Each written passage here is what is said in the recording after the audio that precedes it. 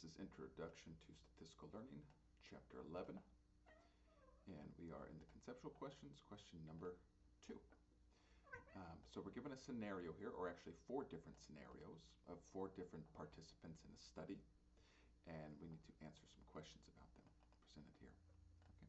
So I'll try to pull out the relevant scenarios here. Okay.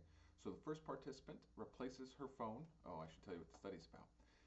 So this is 4 participants who purchased cell phones, and we're trying to assess, model the time until they replace that new phone. The first participant replaces their phone after 1.2 years. The second participant has not replaced her phone at the end of 2-year study period. The third participant, and you have to read carefully here, changes her phone number, not her phone, and is lost to follow-up. Oops, geez, I don't like that. She's lost to follow-up 1.5 years into the study, and the fourth participant replaces her phone after 0.2 years. And for each of these participants, we're supposed to answer whether or not their phone replacement time was censored, the value of CI, where CI is the time of censoring, if applicable. The value of TI, where TI is the time of replacement, if that's applicable. YI, where YI is the minimum between TI and CI, right? So somebody could replace their phone before the 2-year period, in which case YI would just equal T.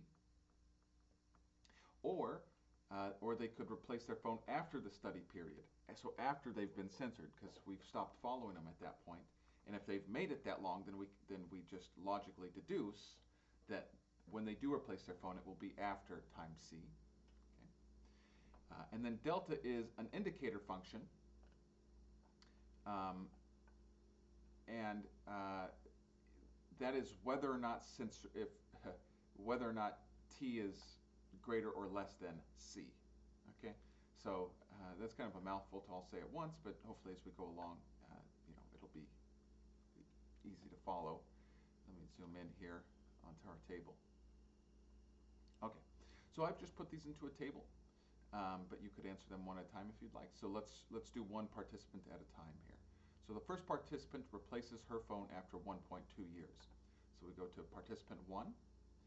They were not censored because we found that they replaced their phone within the study period. So there is no CI here, right, because they were not censored.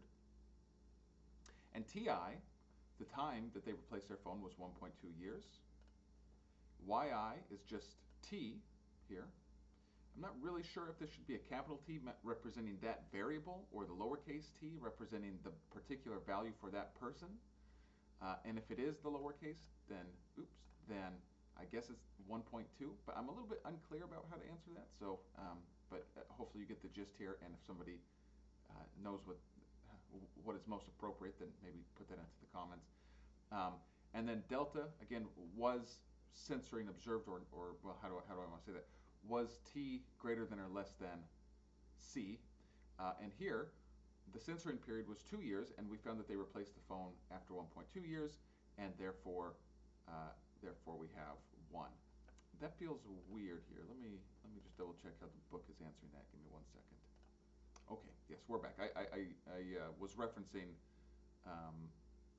page 462 in section 11.1 to make sure that I had correctly read what the indicator function was meant to represent. Okay. Okay, so we'll go down to participant 2. Okay, so here is participant 2. So they have not replaced their phone by the end of the 2-year period. Okay, so that means that this person was censored, right? Because we didn't observe the event of them replacing the phone, and so they have a CI value, which is 2 years. There is no TI value because we did not observe them replace their phone, and so YI, which again is the minimum between T and C, is C, because we assume that when they do replace their phone, it will be after the 2-year period.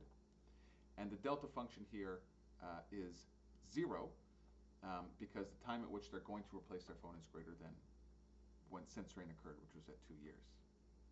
Okay. All right, number 3. So the third participant right here. Okay. So this person changes their phone number a year and a half into the study. So they don't make the full length of the study, but we also don't observe what they've done with their phone. We just know that it's after 1.5 years, presumably. So they were censored, and they were censored at 1.5 years, so that's their CI value. We don't have a TI value, right, because we didn't observe the event. And so their YI, which again is the minimum between T and C, is C. And their delta function is 0 because they were censored. The time at which they replaced their phone is going to be after the time at which they were censored. Okay, and finally, number 4. The fourth participant replaces her phone after 0.2 years. So they were not censored because we observed the event.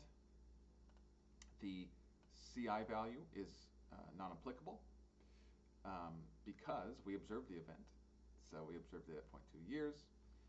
So that means that YI was T, and that the delta value is 1 because the time of the event happens before censoring. Okay, so I think that is it. That was a pretty straightforward one, I think, and I'll see you next time.